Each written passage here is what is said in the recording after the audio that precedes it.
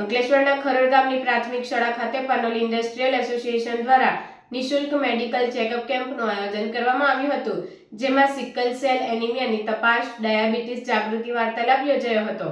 મોટી સંખ્યામાં દર્દીઓએ લાભ લીધો હતો.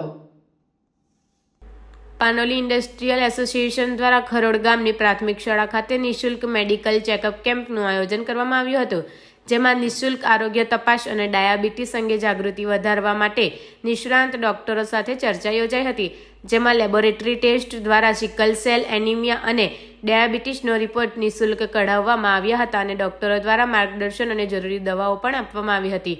આ ઉપરાંત મહિલા રોગ નિષ્ણાંત તથા દાંતના નિષ્ણાંત ડોક્ટરો તથા દર્દીઓની તપાસ કરવામાં આવી હતી.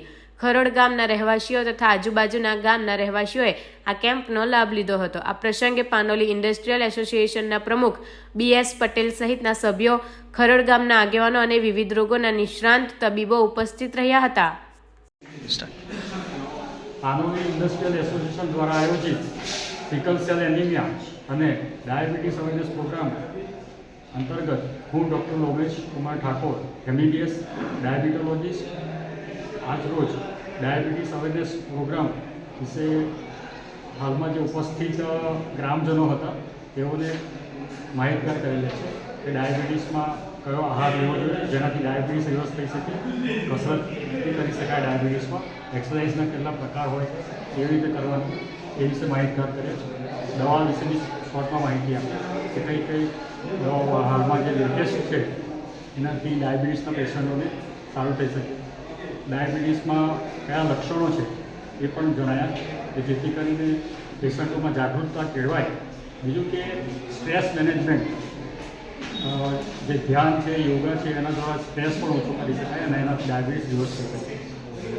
બીજા ઘણા બધા મુદ્દા ચર્ચા કર્યા કે ભાઈ જેનાથી ડાયાબિટીસ આપણે રિવર્સ કરી શકીએ અને સરવાળે ધીરે ધીરે પેશન્ટને દવા ઉપરથી શિફ્ટ કરીને એનું નોર્મલ જીવન જીવી શકે.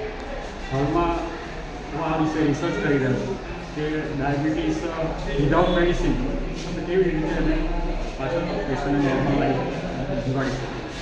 જેવી રીતે માનો કે એક્ઝામ્પલ તરીકે લો કાર્બોહાઈડ્રેટ હેલ્ધી ફેટ ડાયટ જે છે, આહારનો એક પ્રકાર કે જેમાં જે અત્યારે હાલમાં જે ચલણ ચાલ્યું છે કે જે ગળ્યા પીણા છે, કોલ્ડ ડ્રિંક્સ છે, એ બધું જે યંગસ્ટર્સ છે ત્યાંથી જે લોકો બંધ કરી દે તો જતા દિવસને તો ડાયાબિટીસ ટાઈપ થાય નહીં.